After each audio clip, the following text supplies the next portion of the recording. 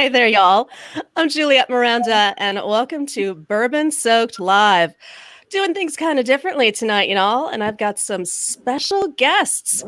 I am joined by Scott and Bart, the Scotch Test Dummies. They've got a YouTube channel, and since 2013, they've been putting together videos to educate and taste and review Scotch and whiskey and bourbon.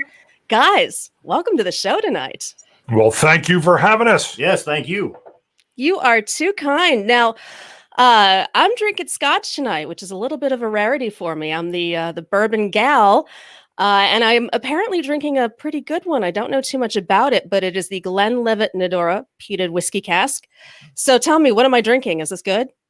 Yeah. Well, we've got that one just as well. Actually, so the Glenlivet Nadora snuck up on us a couple years ago. We had low. Well, Glenlivet is good whiskey. Mm-hmm. We got the peated cask. We kind of had low expectations for it. We weren't expecting too much. It blew us both away. The peated one, yeah, because it was peat cask finished. Well, it made your whiskeys of the year list. Loved it. A couple of years ago, yeah. So, what are you guys drinking tonight? Well, so two Glenlivets. I've got the Glenlivet 12-year first fill. A lot of Scotch uses ex-bourbon casks. Mm-hmm. The first time that they use it, they'll call it a first fill, and it draws a lot of the wood influence from that barrel, which a lot of your Scotch distilleries don't want. They want to be able to age a whiskey a long time in that barrel, and they like second fill, third fill barrels. They like that whiskey to sit in there and not get a huge emphasis from that wood cask. But with the Glenlivet 12-year first fill, that's what they've done. Used a first fill cask and drawn a lot more influence from the wood. And then this one here, they took a cask. It had peated whiskey in it. That had been dumped. And then they went and used the barrel. And when we first tried this, I'm a peat head. I love smoky, peaty whiskey. I didn't start that way. I know we'll talk about that in a little bit. Yes. I got some questions for you about that.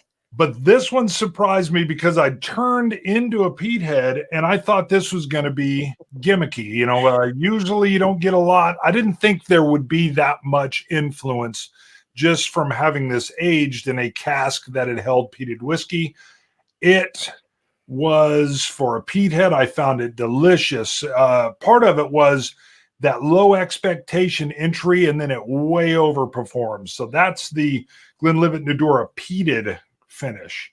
So that is what I like about that one. Well, what do you say, y'all? Let's have a sip. Cheers, guys. Cheers to you. Cilantro. Yeah, and I'll talk a little bit while you guys sip. Now, which one you did the 12? Yeah, I poured us both at 12. Got it. But let's go ahead and now. What are your thoughts on that? Well, I know this is a very high proof. I think it's 120. I put a little bit of water in it to open it up, and it is smoky and amazing, and like a little more potent than I was anticipating. Yeah, 61.5% on ours. And they do it's a little different each year, I think. So you may be up or down a percentage point on that.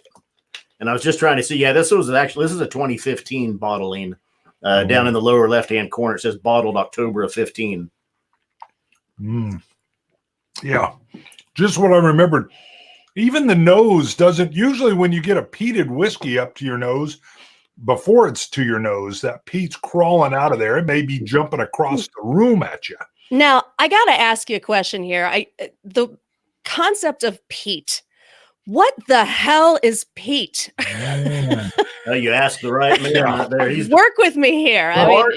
Bart is the peat head. I've turned into the peat head. So they go out and just literally harvest that peat moss. Wow. Okay. So it's moss then. It's like a grass kind of fungusy sort of thing. Yes, it's been piling up. Yeah, it's been piling up over. Think of it as almost like pre-coal, because if it stayed there for, I don't know, maybe another million years. Right. I'm not sure on what the time, but that's what that organic material would turn into. Got it. They used to use that in place of wood for heating of anything, and that's what started the tradition of when they're drying and malting that barley. They were using peat to run the fire, and it imparted those parts per million, that peat smoke and you get smoke from different regions, and it's different. Islay is a strong, sometimes antiseptic, sometimes Band-Aids, sometimes tobaccos, sometimes leathers. So, and it's got a lot of that in there. But the first time I had it was a Lagavulin 16, and I hated it. I thought it was pure ashtray. Well, you know, I feel like a lot of people get that impression the first time they taste Scotch, just in general. I know I have friends who say, oh, it just tastes like melted Band-Aids. It's definitely kind of a creeper.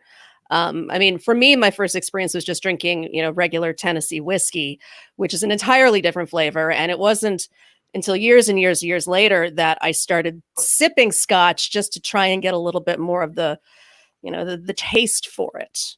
Yes. And what I get from a peated whiskey is I get a lot of transitions. And I found that throughout whiskeys, bourbons, American single malts, scotches, peated scotches, I love when that whiskey moves and shifts from the opening taste or the palate into that mid palate with a long finish. And I get sometimes a peated whiskey will give me a minute or 2 minutes in a finish where it's still kind of evolving and changing. And I can, I say it too much, he tells me, but I can spend an hour with an ounce just nosing it and sipping it. Now, you know, I've got to ask you about that, because I find that when, you know, I'm drinking bourbon and when I'm talking to people who drink it, and even, you know, things like wine, there's a little bit of an inclination to get very fancy with it, you know, to start pulling things out. And I know I've talked to a lot of distillers about this, but does it just come down to your senses, you know, the way that you're able to sort of nose out those certain flavors? And they're all different. Well, yeah. it literally, I think it comes from what I would say on the job training. Yes. Right. So almost 6 years we've been doing this. If you go back to our early reviews, which are very bad. Oh, all of them are. All of mine are. In a fun, good way. Yeah.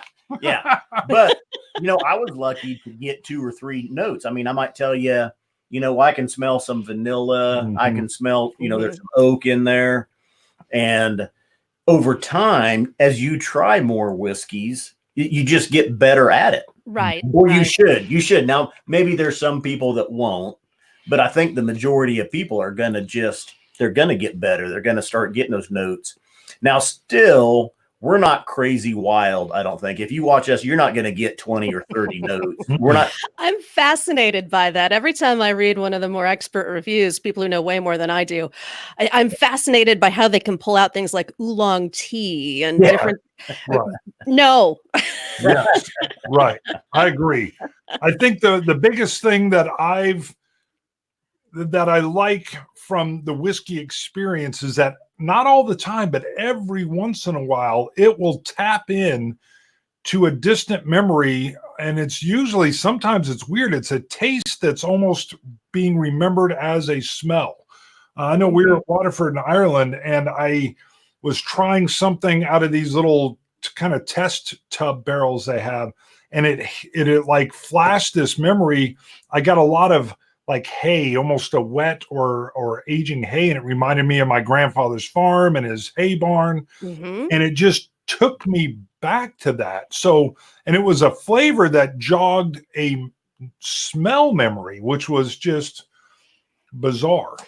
Well, you know, and that brings me to something that I wanted to ask you both. Something that we do here on the show is we tell stories about our experiences. And you talking about, you know, the sense memory that you had. I'm curious for you, what was the very first time that you tasted whiskey? You know, you maybe you were 12. You know, for me, I was maybe 14 and drinking Jack Daniels on the sly from a couple of guys at a racetrack.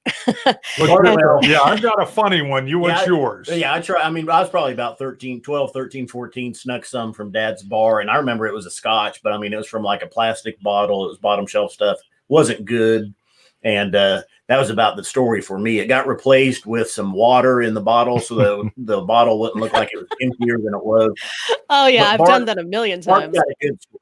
Yeah, mine's similar to that. So the very first time, and this bottle gets hit a second time. So the first time we hit a bottle, my buddy Nathan's over. We're watching a John Wayne black and white flick, and they're kicking back at some bar. And he's like, I wonder what whiskey's like. And I said, Dad had a 40th birthday party. There's some wild turkey in the cupboard. Let's try it. I think we were 12.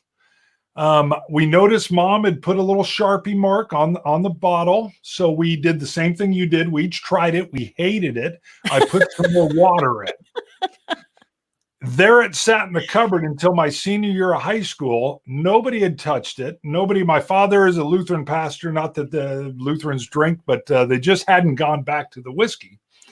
And I'm going to a senior party, and I was in that senior mode where I didn't care, and I took the whole darn bottle to the party. Figured, devil may care, let's see what happens. Oh, nice. They didn't drain it, but it came back with probably only 1/4 of it there. And I threw a bunch of water in it to bring it up to the mark, and it looked like tea. It did not look like whiskey. So I threw a little food coloring in it. That didn't do it.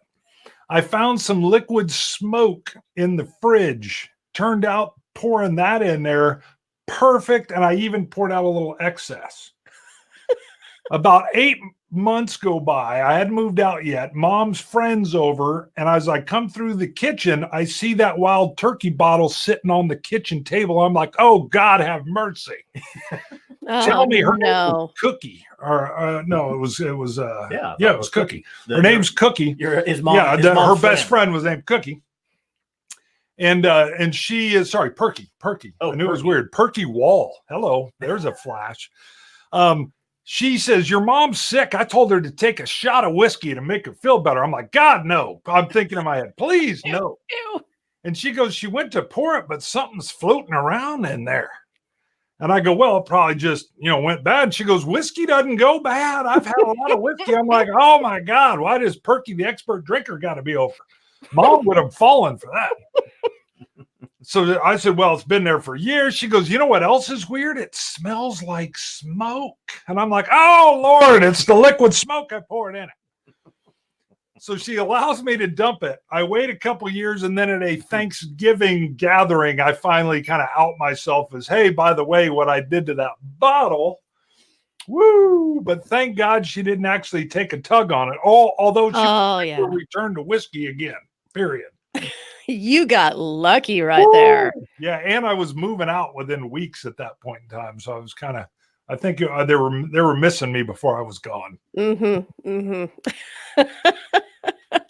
Well, I want to say hello to some people who are in the chat right now. I see there's all sorts of conversation going back and forth about the different scotches that people drink and prefer.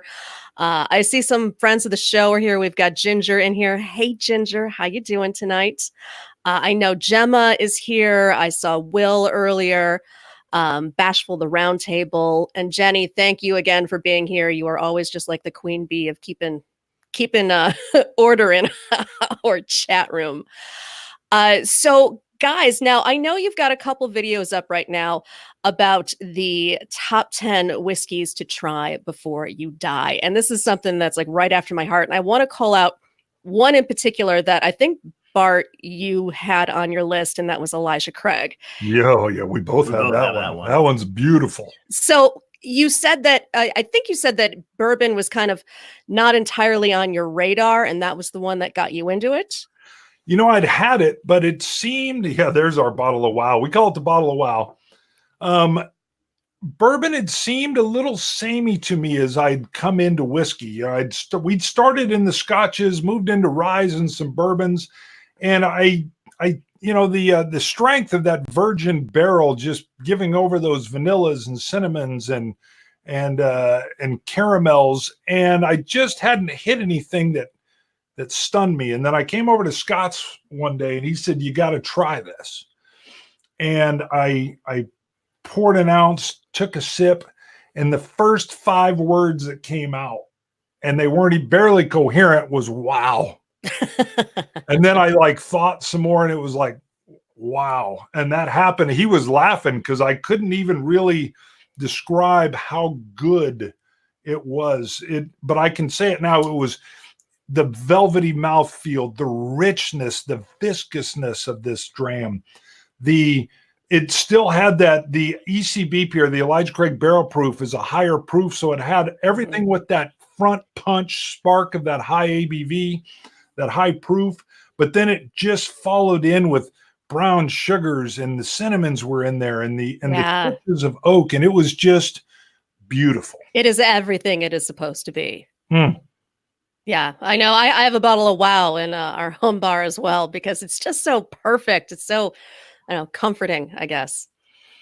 Yeah, and that's where we started calling it the bottle of Wow after that, just because it was stunning, and that really set the bar, and it continues to set the bar for me. It's my favorite bourbon, and I found I like a lot of bourbons that have a higher rye mash bill, but it's just, I mean, it's perfection for me. Yeah, I mean, well, I'll echo those sentiments and just add in there that it's probably the best example of a bourbon and what a bourbon should be, that for the most part is available. You do have to hunt for it. You do have to watch. You know, it comes out 3 times a year, but it still pretty much will. I mean, it's not allocated yet. Stores aren't necessarily hiding it and selling it for $300 a bottle or anything yet. Surprisingly, most places it's still $50 to $90, somewhere in that range. It's still worth it, you know, anywhere in there. Wait, hold on a second. It's a terrible bottle. Nobody out there should even look at picking it up. Yeah, wait, what? We do not want anybody, all the fans on your show are going to rush out. Let's get it. No, we can't find it. We'll have a sit-in at the distillery with a big straw. Yeah, it's wonderful. So tell me about, you know, if there's any other whiskey on those lists that you feel like somebody who's new to Scotch should maybe try first. You know, I always recommend Macallan 12. In fact, as it was on my list. I think it's a great example of Scotch. Now it's a sherried Scotch, so it's been aged in Oloroso sherry casks. But it's just, I've always got a bottle of it. I've got several Macallans up there. Macallan 12 is one of my favorites. You know, it's around $60 a bottle now. I've introduced it, or a few people that were bourbon drinkers, to it, and they love it, and it kind of kickstarts the journey. Yeah, I mean, I would echo that. Well, we'll let you stand with that. I'll stand with that ECBP bottle of Wow. I had it on. We did a list for beginners, and I got a little crap for having it on there because it's so powerful and forward and punchy. But it so set the tone for me in bourbon. You know, I did go with the caveat that maybe I wouldn't just tell them go get it and belt one back, because I'd almost want to be there with them to say, hey, sip it in slowly. Well, you know, and that brings me to two things. First, I want to acknowledge that there's a question in the chat about, do we know when it comes out? It comes out 3 times a year. Is that on a specific schedule? Like, is it, you know, winter, summer, fall, or? Well, no, they'll label them. There's a January, a May, and a September release. Got it. If you look on the barrel at the bottom, this one is batch B518. So the B is the second batch of the year. The 5 means May, and 18 means 2018 is how you decipher Elijah Craig barrel proofs. Got So it. you would see a A118, the first batch in January of 18, the B518, and then there'll be a C918. And every year it just repeats ABC, basically 159. So Now, I see Wes is asking, what do you guys think of the Johnnie Walker or blue, white, and gold lines? we, you know, it's been a while since we've been there. Johnnie Walker Blue, for me, you know, Johnnie Walker Blue gets a lot of crap from serious Scotch drinkers because mainly because it's overpriced. Yeah. It's a good whiskey, and I think everybody will tell you that, but it's not worth the $200 plus that you see it for. My tie-in with Johnnie Walker Blue is that I used to share that with my dad on at Christmas time when he was alive. And he was a bourbon drinker, a cheap bourbon drinker. You know what you call rot gut. Yeah, my dad too. Yeah, but I mean, he would drink Johnnie Walker Blue. He liked it, and so for Christmas, right? Yeah, Christmas time, for 4 or 5 Christmases. This was early on in my whiskey adventures, and it was the first, you know, expensive Scotch that I had ever bought. So I kind of have that tie in with it. Now, my dad passed in 2015. I haven't had it since. So I would like to go back, and I've thought about going back to see where we're at with it.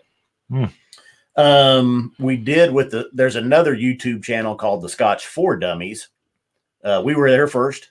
That's right. Very close to ours. We like those guys. Yeah, they're good guys. And we've done some shows with them. They did one. They were actually in Wichita here with us, and it was a blind lineup of the Johnnie Walker Platinum, the Johnnie Walker 18, the 18-year, and then the third one, Gold. Yeah, Gold label. I was picking up the neutral grain spirit in there. Yeah, one of them was, and I think that was the Platinum. Now they sell millions and millions and millions of bottles. So I like it as something that is approachable for folks that will try it. I will tell you that early on, I loved the Johnnie Walker Black, and then I still have some double black. And so I don't turn my nose up to it at all. Here we go. But Johnnie Walker Black, I usually have. What usually happens is as we've done this longer, I know where my tastes lie. I don't mind anything that's got a blend with a neutral grain spirit in it. And I keep some around for the same reason maybe you do, is that a lot of folks would try something even here and they would go, oh God, no. And I might be able to give them something a little lighter, a little more approachable, and it draws them in a little slower. So how do you recommend, now people have their own preferences in how they drink bourbon and whiskey. And I know there's a little bit of a, hard line for some people drawn about whether you put ice in it, whether you put water in it. Me personally, I have no trouble doing either, but what do you guys think? Yep. We say drink it how you like it. You drink it your way, it's your whiskey. Yep. Now, if you're at my place, yes. I have some that I'm going to tell you, you don't mix those with Coke. Right. Now, those bottles over here, if you want to mix those with Coke, by all means, go ahead. But I will tell you, my guy and I were in Aruba last year, and we were at this little dive bar. It was a little pier out into the ocean, and my guy just ordered a whiskey and 7-Up. Just up like that. Give me a whiskey and 7-Up. Because these places, especially in Aruba, they don't really have an extensive bourbon menu. Sure. So the bartender poured him Johnnie Walker Blue and 7-Up. Ooh, wow. And charged him $12 for it. Oh, wow. That's phenomenal. Well, it was phenomenal, but it was also tragic because it was mixed with 7-Up. Sure. Yes. I would have said, give me 3 more of those and give me the can of 7-Up on the side. That's what I told him, because he felt like he'd robbed the bar. Yeah, I'd be like, who's this guy? He's brand new. Love this guy. This guy's great. He had no idea. And I felt a little bad for him. So I'm like, no, I think we're just going to be a little more specific next time. No, I do think, though, too, if you buy a bottle, if you're exploring whiskey and you want to see what the differences are between them, don't add Coke to them just yet off of the start, but I always encourage, try them neat and then try them with a drop of water, try them with another drop of water and just gradually bring them down. Right. We say play with your whiskey. Yeah. Absolutely. Yeah. That little bit of water can change the flavor entirely. And that's a good thing. Yeah. I think the majority of whiskeys, it does. It does alter it a little bit. There's only a few, I think we found that water doesn't do anything to it at all. Or I've had some lighter scotches where I've had them almost dissipate or all the good flavor just went, but usually not. Every once in a while I'm like, whoa, I won't do that again. Yeah. Well, actually that I was thinking about this. Have you guys had any great whiskey tragedies? Oh, yeah. I dropped a $350 bottle in my driveway right when I got home from the store with it. Yeah. Oh, no. How did you do that? I mean, was it icy or did you just... No. He was overly excited. First of all, let me tell you, we hit the liquor store. He saw it. And you're like a little school kid. I'm Yeah, gonna he get was this. behind the counter reaching for it, and the employee was like, "Hello, sir," and I'm like, "What's he bogarting over there?" And he's bogarting one of these. Tell him what that is. Balvenie Tun 1509, batch 3, which has some old scotches in it. But we've been out whiskey shopping. I've got a $70 bottle of scotch in one hand, and this actually this is $400. Yeah. We found a good price. Yeah. Where we bought it, they knew us as the Scotch Test Dummies, gave us a little bit of a break. I got it for $3.50. I'm getting out of my Tahoe. I've got one in one hand, one in the other. And as I'm getting out, it just hits the door frame. And this thing's in a tube with like a little, so it's in a tube with a cap So on it, it's protected. generally. Yeah. But I felt it hit, and I just felt it go out of my hand, and I immediately thought, no. please be the $70 bottle of scotch. and it wasn't. It wasn't. It hit the ground. Oh, did you just, was there a tear? I mean, what did you do? Tell me you didn't lick the ground. No, I did. It was August. It was hot, and it was gone in about 30 no. He had one great nasal sniff before gone to the angels. Oh, so disbelief. I was just in shock. Now, here's the cool thing, though. So we have a buddy of ours that travels a lot called the Whiskey Scout. So I reached out to him kind of on the quiet. And I said, hey, as you're traveling around, if you find one of these somewhere, because we were told this was the last one in Kansas that he'd bought. So I said, as you travel around, if you find one, buy it as long as it's not over X amount of money, and I will pay you back. And then I surprised him on a show and said, boom, look what because I told him, we're going to be doing some $25 whiskey, and then all of a sudden, bam, that show. And then the choir of angels sang. That's right. Oh, that's beautiful. Well played. Hey, I want to say hello. We've got the mash and drum folks here. So, hey, thanks for joining us tonight. What up, really Jason? Appreciate it. And Bill? Whiskey Dick is here as well. So cheers to you. Thanks for joining us.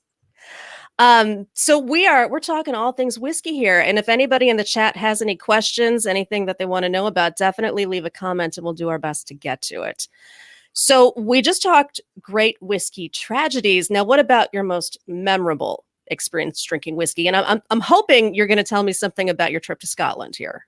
Yeah, that's exactly what came to mind. But there's 3 probably top instances there. Drinking Ardbeg on the Ardbeg Pier with the visitor center manager, drinking and just visiting Boonahaven as well and drinking on their pier, and then Tomatin, the Tomatin tour, and Lagavulin, for instance. And I'll add in when we were in Ireland at Waterford and we were hanging out just trying things straight from casks. In their warehouse. Yeah. Wow. Now, tell me, so you're sitting on a pier. Just walk me through that. You're sitting there, you've got, you're surrounded by just beautiful scenery. What are you smelling? What are you thinking? How about the Ardbeg one with Jackie? Yeah. Because that was our first. So this is the first distillery that we go to when we get into Islay in Scotland. And Jackie actually comes out to the pier, which is a bit of a walk from their visitor center, not too far, but a bit. She tells us, hey, there's just been a wedding here the other day. The weather was gorgeous. And she'd brought I don't know, 5, I think it was 5 different drams that were all their rarer whiskeys. A Supernova is one of my favorites that she had out there. And we sat down and we filmed a segment, just recorded a segment for about 10 minutes. And then the beauty of Islay in general is she goes, you know what? I don't get a chance to do this a lot. And you guys, it was fun talking to you and I'm relaxed. And I think we talked for another 10 minutes, just casually sitting on the pier. And it's that same ocean experience where you got the waves breaking. There's probably a seagull coming by. Yeah, it was nice, and we're looking. Of course, you've got it. It was you had to have a jacket on. It was cool. Yeah, the wind was blowing. There was lambs running around. I wasn't used to that. I was like, "What is this?" Wow.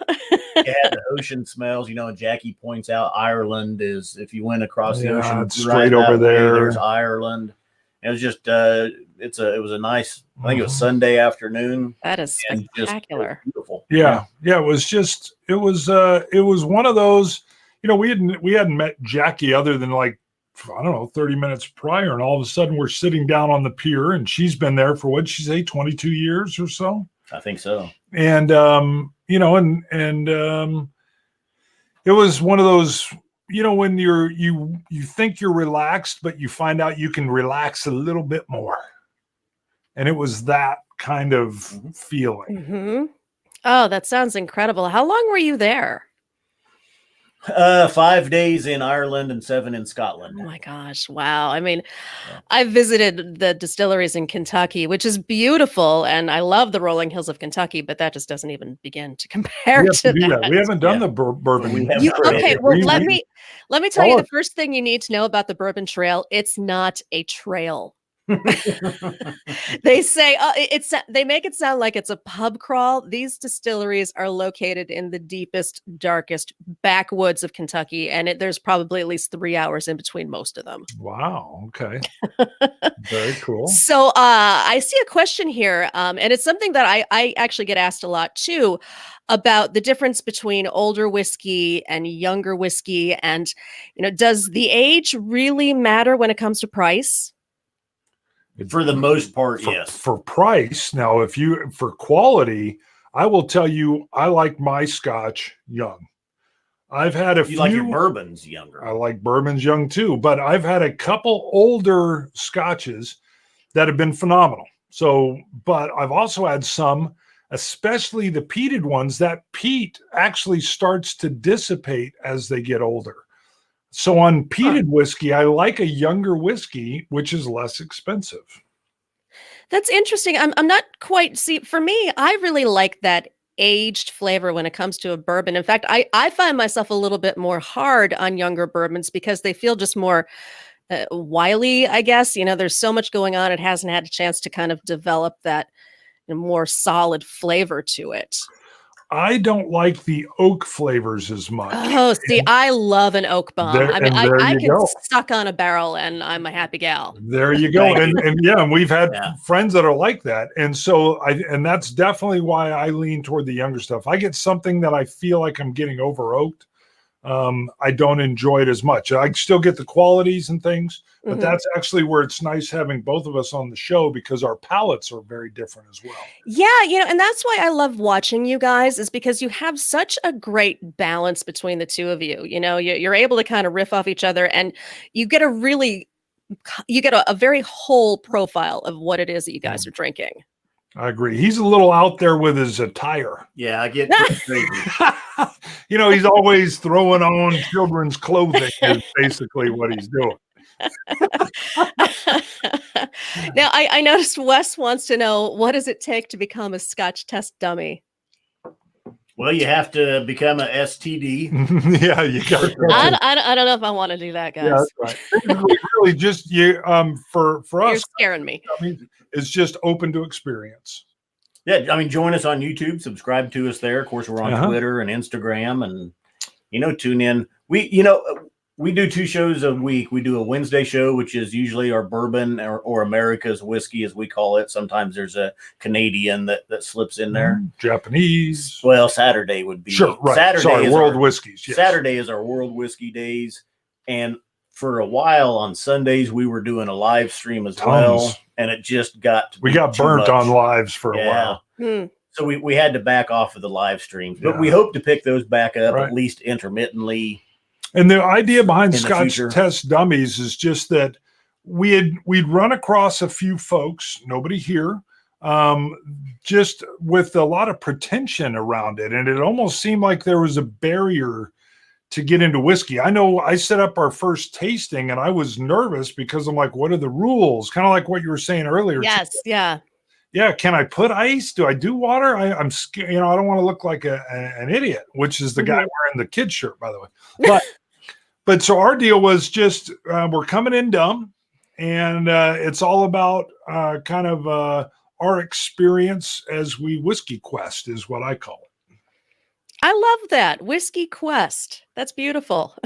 You mocked me for that one a little Well, bit. he came out with Quest. I was like, Yeah, well, I want he's something different. What if it's a whiskey trip? Yeah. I think that means something different. Well, whiskey people are using Journey. Whiskey, Journey, and Quest a lot. And I was like, I wanted something unique and just kind of our own. See, I like the whatever. Quest. See, he's a big Lord of the Rings fan too, so I thought he would go with the Quest. Okay, I've got to just stop this conversation right here. A Lord of the Rings fan? Oh yeah. Oh yeah. He's got like books and stuff. Well, wow. Actually, my wife is The Hobbit. I am. You like The Hobbit though, right? Did you read that? Yeah. I think it's just a little too much of a quest for me. Eventually, I just want the quest to end. And we're both big Star Wars fans. True. Yeah, I know a lot of Star Wars fans. You know, I'm more of a Nightmare on Elm Street kind of series. Right. Yeah. Texas Chainsaw Massacre kind of fan. Wow. But you don't like roller coasters. Oh, those are the worst. No, I'd rather give myself my own thrills. I'll pass. The only question I have, because that was last week's show. I was watching it. What hair band was it?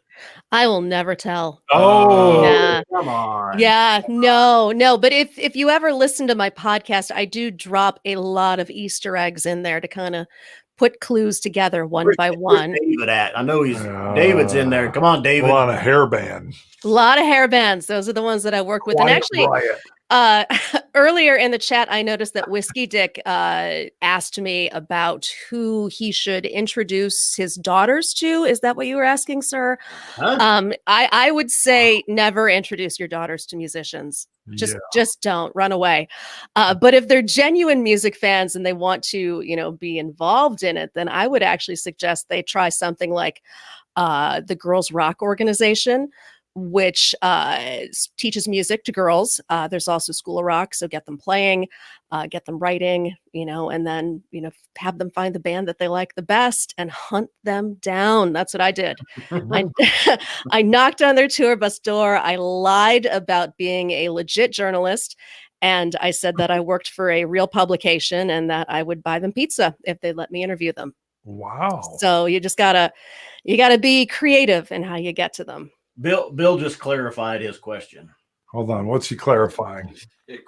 Oh, I mean, which band should I have them listen to? Oh, see, that's entirely different. We were going to turn Bill in is what we were going to do. Yeah. I don't recommend, selling anybody off to musicians, but what do you listen to? That's how I started. My dad was a huge rock and roll fan. My mom was a big Stones and Beatles fan, and my dad was more of a folk rock kind of guy. So between the two of them, I started listening to their records, and it just from there I learned what I liked. Cool. Yeah, and that's a good rule, no matter what it is, whether it's whiskey, music, anything. Absolutely. Yeah. That's why I love talking to guys like you, because you know so much, and I start to pick up little things, little details about how to, appreciate what peat is now. I had no idea what it was. Mm-hmm. And now, I'm all the better of a whiskey drinker for it. Well, real quick, one thing we didn't really talk about with peat. So you're drinking the Glenlivet Nadura peated cask. Mm-hmm. Yes. That one is really light to medium. Yeah. I heard it's like kind of the beginner's guide to peat. Yeah, exactly. Nice, yeah. Now, for advanced, move on to any of your Ardbegs or Lafroigs. Lagavulins. But what had happened, because I hated that first Lagavulin 16 I had at a tasting we went to. I was like, whoa, it's like an ashtray. And then he had picked up a Compass Box, which is an independent bottler. And they have what's called a peat monster. And he said, come on over and try this out. And it was so weird because we'd been doing the show for about a year and a half. I think maybe a little less. I don't think that long. All right. Maybe we were still new, but I started judging the whiskey by its color and just the look. And as an independent bottler, Compass Box wouldn't put any color dyes in there or additives or anything. And I should have said, great. They didn't artificially make it a darker whiskey by adding some caramel color to it. Mm-hmm. And then he literally, and he has to do this to me probably more than I should admit. He said, shut up and just try it. do tell him to He shut up does. a lot. He does. A lot of shut ups going on. Yep. It's true. Shut up. So I see there's a question here, and I want to make sure I'm getting this correct because I'm not familiar with the brand, but I see that there's a lot of casual fans that like Dalmore and a lot of hardcore fans hate Dalmore. So how do you guys feel about it? And if they come out with a cask strength, do you think the hardcore fans will go crazy for it? Well, hardcore would love it. I think that's exactly what the hardcore fans want. Right. The problem is okay, so Dalmore is kind of like Johnnie Walker's. Okay. A lot of people feel they're getting overpriced, and they're trying to situate themselves in the premium market. A lot of their stuff is 40% or 43% ABV. Mhm. People want Lower higher proof. ABVs. They add coloring to their whiskey. Yes. I do have a couple. I've got an early Dalmore cigar malt, and then they did last year a port cask finished one, which I think was a little bit higher. Actually, they put it out at like 48.5% ABV. And we like that cigar malt. Yeah, the cigar malt and the port cask one that I bought, I really liked. But I think the cask strength one would be just what people are wanting. Right. And even whiskey fans that don't like Dalmore would appreciate that, because that's where they get the knock, is that it's a lower ABV. They add the coloring. It's priced high, and they think it's kind of got this artificial, we're trying to be a premium Scotch thing going on. But then there's like I said, I love that cigar malt as well, but it was pricey, wasn't it? 150? Well, no, when you bought it, it's around 110, but it's up to like 140 now. Okay, maybe I saw it somewhere. But yeah, well, you mentioned something, and it's kind of something I've experienced with a lot of people. I hear that there's just a little bit of and I feel it myself, kind of a disgruntled feeling a little bit with all of these small craft distilleries who might either be doctoring up the flavor a little bit too much with, the caramel coloring, or not aging their whiskey long enough. Does the same sort of thing apply with Scotch? Are there the craft distilleries like that, or is it all just a big family tradition? The majority of it is your older distilleries and your family traditions. There are some newer big business though. It is. Yeah. It's corporate. There's some newer ones. I don't think we've had, as far as Scotch goes, any of the real young stuff. Wolfburn probably being one of the more recent, newer distilleries that started pushing stuff out. When we were over there, we visited one, Ballindolik is its name. It's not even, it's released. It's still yet. aging stuff. Yeah. It hasn't done a release yet, but they want to wait. I think they're in their third year. They want to wait 10 to 12 years before they release anything, which is unheard of. Wow. To wait that long over there. I mean, within 3 years, they could start pushing stuff out, or through the 3 year mark, they could. That's when they can call it Scotch, is at 3 years. Is that the mark? 3 years? Yeah. Got it. So, and now moving to bourbon, though, I think I've had more bourbons that were bottled way too early. Yes. Than anything. Yeah. Well, a friend of mine is an entertainer, and he constantly does reviews of craft bourbons just so that he can kind of poke fun at them. He says that there isn't a single state in the union that doesn't have a craft distillery in it. It's kind of the big booming thing right now. Yeah. Now, what are your thoughts on all the American single malts that are coming out? So they're doing it almost like a Scotch, but obviously an American style. A lot of times an American barley that they're using. Have you had many of those? Give me an example of a bottle. I'm not sure if I can pick one out by memory. Westland, Stranahan's would be two that would come to mind. There's also things down in Texas, Balcones. Oh, yeah. I know. I always enjoy Stranahan's. I don't know. Off the top of my head, I can't pick out why I liked it, though, unfortunately. I like this trend where, because a lot of times I will get, I like the barley notes. And so when Westland, who they will use 100% barley from Washington State in their whiskey. And I just like what's coming along. And they and Stranahan's and a few other distilleries are trying to push with the U.S. government to have a standard that would be then called an American single malt. That's interesting. I feel like that seems like a very strong idea, because one of my biggest complaints with a lot of the bourbons that I buy is that you don't know what you're getting necessarily. Yeah. And, you know, and there's some folks that say, well, we don't need a legal standard. And the argument is that even with the legal standard, you could do something different, like McCarthy's, which is from the Clear Creek Distillery in Oregon. They actually will source a peated Scottish barley. So they'll source that, and then they will make their own peated whiskey that they then bottle and age over in Oregon. But they've sourced their barley, their peated malted barley, from Scotland. So, you know, there's still a lot of play in there, and they call theirs an Oregon single malt.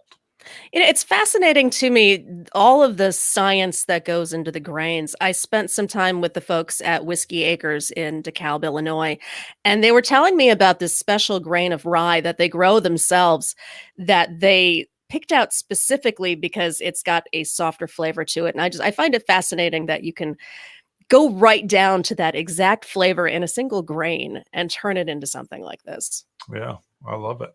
Yeah. So guys, I think it's time that we're going to have to wrap things up tonight, but I want to thank you, Scott and Bart, so much for joining me. You guys have been so much fun. I can't tell you how much I appreciate your time tonight. It's a pleasure. Yeah, thank you, Juliette, for having us. Yeah, thanks for having us on. Now, I want to remind everybody that if you want to know more about the Scotch Test Dummies, just go to the description. We've got links to the page and to their 2 top 10 whiskeys to try before you die videos. Scotch Test Dummies, you guys are the best. Thank you. Well, you are awesome. Thank you for having us on. Yeah. You are welcome. And I want to thank everybody who's been in the chat, hanging out with us. Mash and Drum, Whiskey Dick. I saw the Bourbon Bunnies in there just a little while ago. Ginger, Wes, Container Man, Jenny, Will, all of you. Ginger, thank you so much for being here tonight. Mark, I'm sorry, my producer's yelling out, call it Mark, call it Mark. So y'all, thanks for being here tonight. Make sure you like the video, and if you like this channel, subscribe. Please do so. And next Monday at 7 p.m. Central, I'll be back with another edition of Bourbon Soak Live. Cheers, y'all. Cheers. Launch it.